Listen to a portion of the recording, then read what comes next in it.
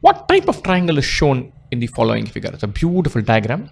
So this question says these two sides are equal. Let's say the triangle is A, B, C. These two are equal. So the angles opposite them should be equal.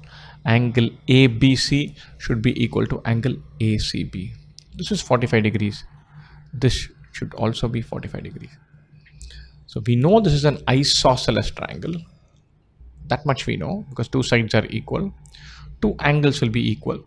Sum of three angles in a triangle is 180. These two add up to 90, or this angle should be 90 degrees. Brilliant. Now we are through.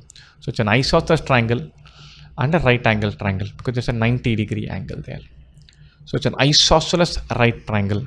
This is the choice we're looking for. It's not equilateral. It's not scalene. It's not isosceles and acute. There's a right angle sitting there. So it's an isosceles right triangle.